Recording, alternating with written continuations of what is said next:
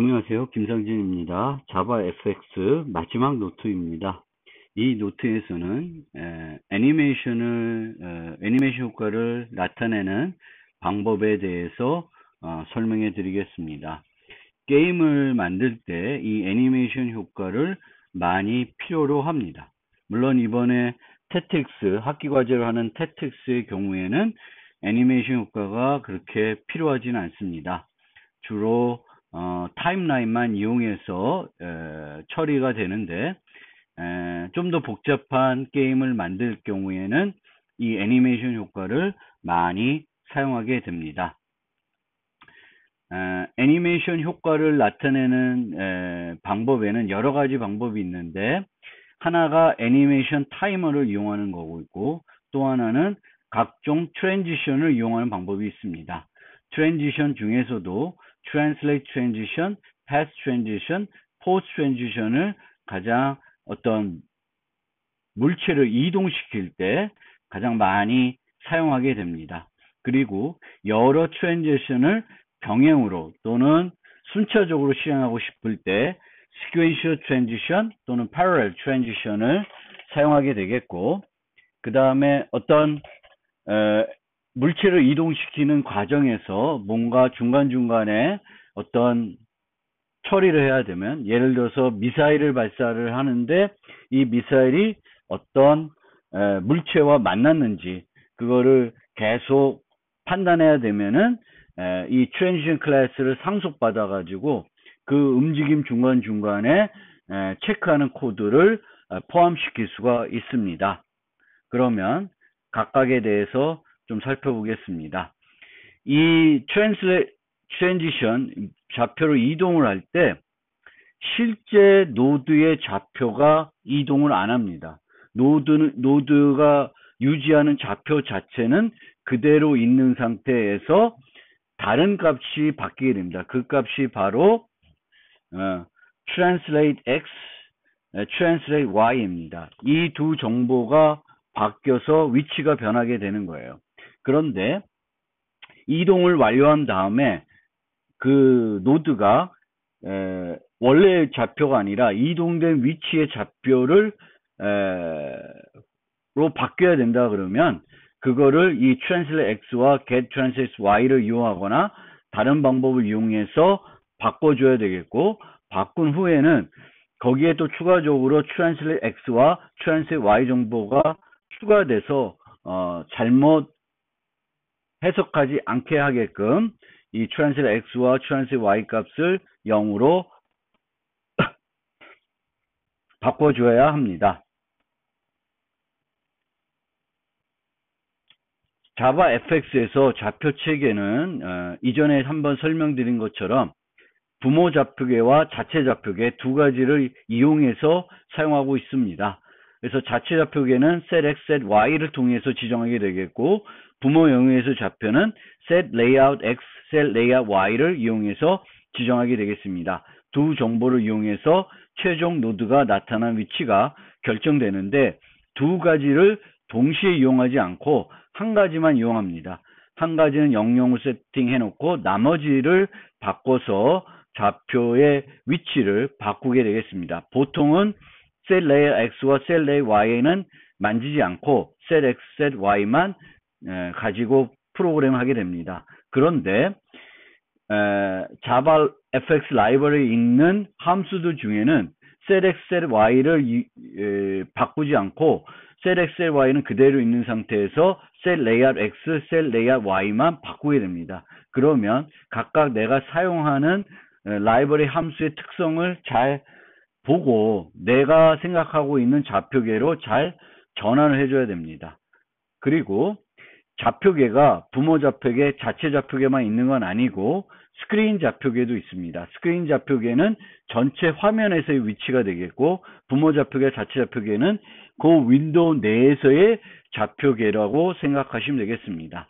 그리고 아까처럼 물체가 이동하게 되면 set x, set y, set layout x, set layout y 뿐만 아니라 이제 translate x, translate y 값까지 적용이 돼서 최종적인 좌표의 위치, 그 노드의 위치가 결정됩니다. 상당히 복잡한데요. 많이 쓰다 보면은 익숙해지게 될 거고요. 하나만 이용해서 주로 쓰면 되는데, 문제는 내가 쓰는 라이브러리 함수들이 내가 원하는 좌표계를 이용하지 않을 수 있다는 점, 그거 꼭 기억해 두시기 바라겠고요. 아까도 예제로 하나 들은 게 있는데, 어떤 슈팅 게임 만들 때 미사일이 비행기에 맞았는지 안 맞는지를 판단하기 위해서는 두 물체가 중첩되어 있는지 아닌지를 봐야 되겠고, 그러기 위해서 우리가 보통 활용하는 게 그 노드를 구성하는 직사각형을 구해가지고 두 직사각형이 겹쳤는지를 보게 됩니다. 그때 사용하는 게 바로 여기에 소개되고 있는 get layout bounds, get local bounds, get bounds in parent 등등입니다. 이런 것들을 이용해서 처리하고 있습니다. 그러면 먼저 애니메이션 타이머에 대해서 소개하겠습니다. 애니메이션 타이머는 1초에 한 번씩 항상 이 알람이 정기적으로 울리게끔 타이머가 울리게 되겠고, 그 타이머가 울렸을 때의 그 키의 누름에 따라서 저절로 조금씩 이동하게끔 이제 처리하면 됩니다. 어떤 크게 이동하는 게 아니라 요 타이머 간격으로 조금씩 이동할 수 있게끔 이제 세팅을 해 놓으면 우리가 이 애니메이션 타이머를 이용해서도 충분히 그 게임 같은 걸 만들 수 있습니다. 저는 보통 애니메이션 타이머를 이용하지 않는데, 얘를 이용하는 형태를 한번 코드로 보여드리면, 화살표로 이렇게 움직이면 부드럽게 움직이는 걸 알 수 있습니다. 근데 얘가 움직이는 형태는, 이제 프로그램 방법은 애니메이션 타이머를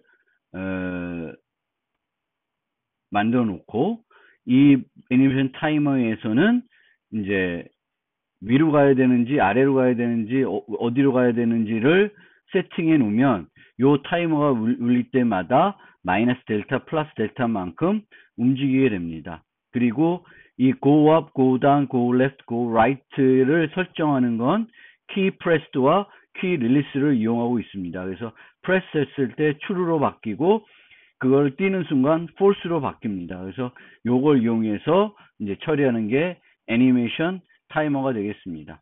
그러면 여기서 이동도 하고, 이 좌표를 이용해 가지고 요 좌표에서 어떤 행동들을 추가적으로 하게끔 만들 수도 있습니다. 그 다음 다른 예제를 살펴보면, 이제 물체를 이동할 때 가장 많이 쓰는 게 translate transition이고요.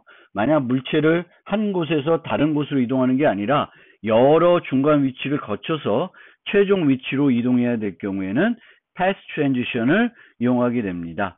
그래서 제가 이제 보여드릴 예제는 마우스 클릭한 위치로 이동하는 형태를 보여드릴 텐데, 자,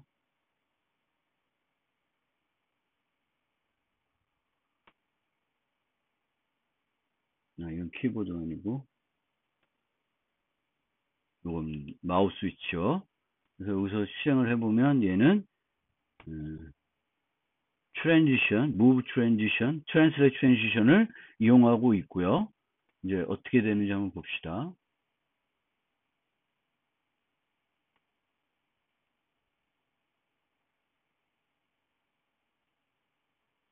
근데 멀리 있으면 이동되는 속도는 똑같습니다. 근데 이 이동하는 속도를 똑같게 만들기 위해서는 이 시간을, 여기서 요 좌표까지 이동되는데 걸리는 시간을 이제 조절해 줘야 돼요. 조절해 주기 위해서 이제 현재 좌표에서 그 목적 좌표까지의 거리를 구한 다음에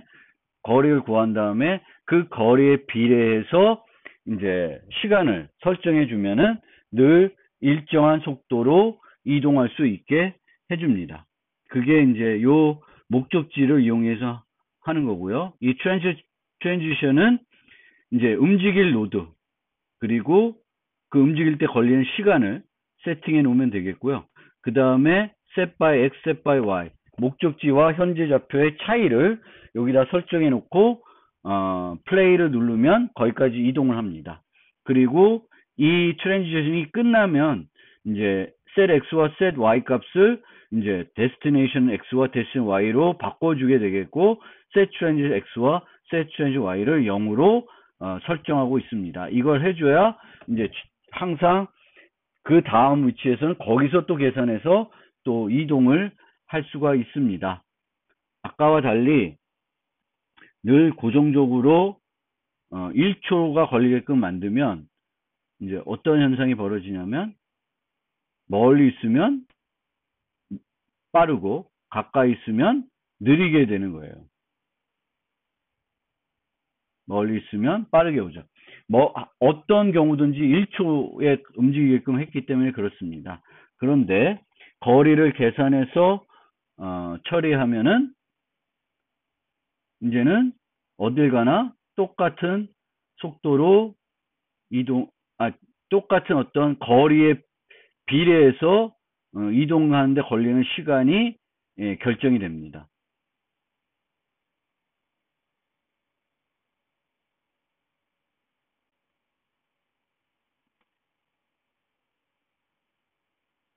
요거는 이제 패스 트랜지션을 이용하는 건데 제가 어디를 누르면 이미의 다른 포인터들을 정해놓고 그 포인트들을 거쳐서 최종 위치에 오게끔 프로그래밍 하고 있습니다. 이게 패스 트랜지션이에요. 패스 트랜지션은 한 위치에서 다른 위치로 가는 게 아니라 여러 위치를 거쳐서 최종 위치로 이동하게끔 만들고 싶으면 패스 트랜지션을 이용하시면 되겠습니다.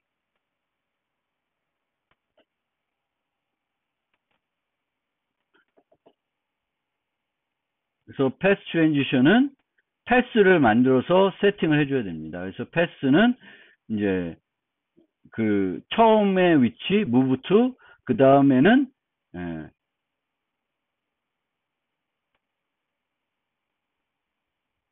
line 2로 계속 추가해 주면 됩니다.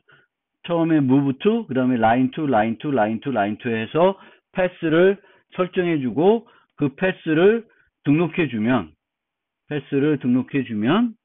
이제 여기에 보면 패스를 등록하고 있죠. 아까 트랜스레 트랜지션은 속도 그리고 이동할 로드 이것만 줬는데 이제 패스 트랜지션에서는 속도와 그 걸리는 시간 그 다음에 그 이동할 로드 그 다음에 패스를 같이 줘야 됩니다. 그 다음에 이제 주어진 격자에서 키보드용에서 이용하는 건데 우리가 키보드 눌렀을 때 요 물체를 바로 여기에 그냥 나타나게 할 수도 있습니다. 그런데 여기서 여기로 나타나는 게 아니라 쭉 움직이는 것처럼 뭔가 애니메이션 효과를 내고 싶으면은 이때도 Translate Transition을 이용할 수 있습니다. 그래서 그 코드를 한번 보면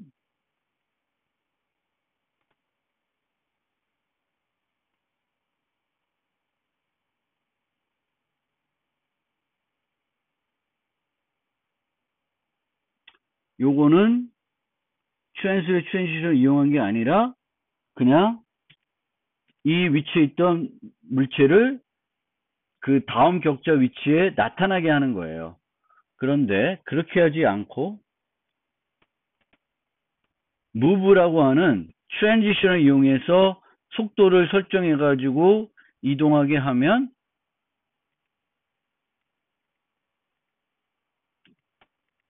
차이를 느끼는지 모르겠지만 얘는 요 위치에서 요 위치로 애니메이션을 이용해서 정해진 시간을 바탕으로 움직이고 있습니다.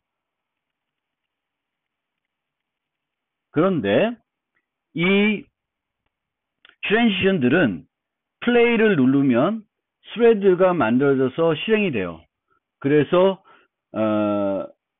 얘가 실행되고 있는데 또다시 이 트랜지션이 또다시 실행될 수도 있습니다. 하나가 실행 중인데 그게 끝나지도 않았는데 또다시 실행될 수 있어요. 그러면 이상하게 5동작을 하게 됩니다. 그래서 다중 스레드 프로그램 하고 있기 때문에 이 부분에 대해서 올바르게 동작하게 만드는 게 어려울 수 있는데 가장 간단한 방법은 여기처럼 moving equal true를 해놓은 다음에 만약에 이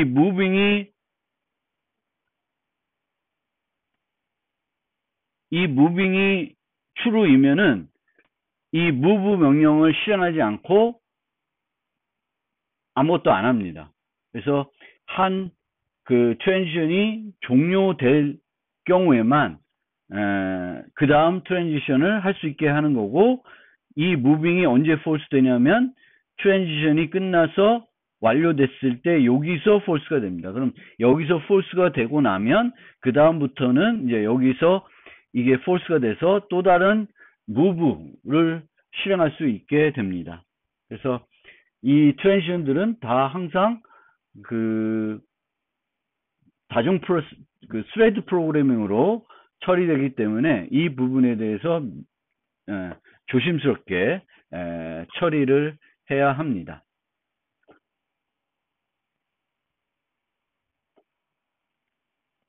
그게 여기에 있는 내용이고요.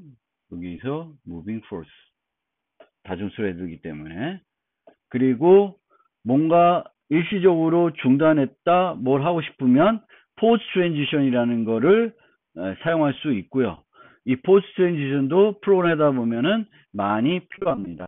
어떤 특정한 시간 후에 뭔가를 실행하고 싶으면은 이제 포스트 트랜지션을 사용할 수 있습니다. 이렇게 해서 실행을 하면은 1초 뒤에 후 메소드가 실행이 됩니다.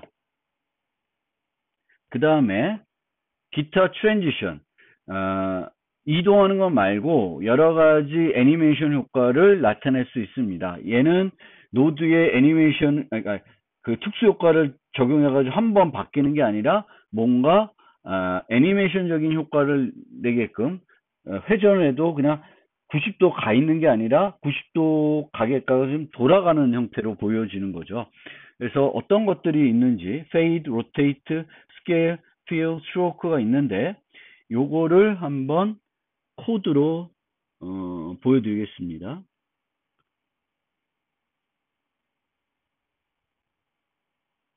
그래서 블링크를 누르면 깜빡을 3번 하게 되어 있습니다. 이걸 눌러야 묻히나? 예, fade 트랜지션 하고 있고요. 그 다음에 rotate, 지금 동시에 일어나고 있어요. 로테이트를 하는 로테이트 애니메이션이고, 스케일 애니메이션입니다. 그 다음에 필은 이렇게 도형의 색을 한 색에서 다른 색으로 바꾸는 형태로 필 효과를 낼 수가 있고요. 스트로크는 그 선의 어떤 애니메이션 효과를 추가할 수 있습니다. 추가하는 것 자체는 어렵지 않으니까 코드를 보면 충분히 이해하실 수 있을 것입니다.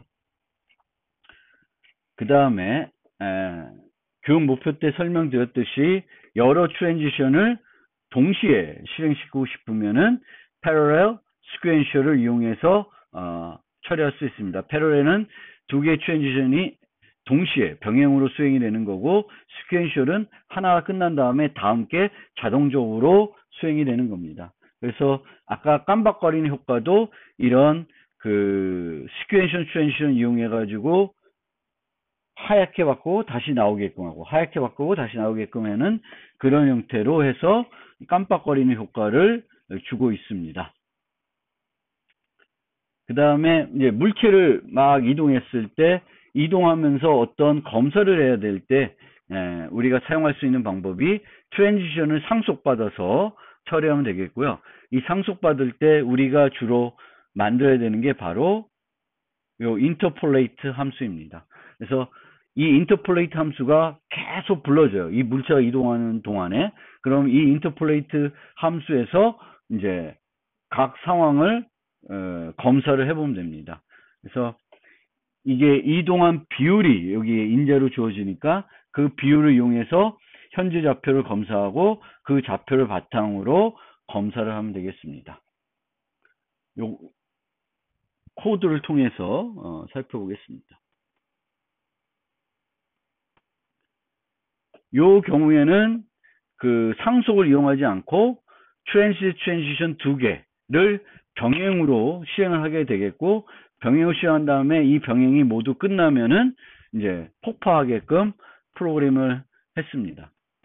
그러면 이렇게 다시 시행을 해보면 아래서 미사일이 올라가고 비행기가 움직이는데 일정한 시점이 되면 이제 두 트랜지션이 끝나게 되겠고, 끝나면은 두 개의 물체를 없애고 폭파 이미지로 바꾸고 있습니다.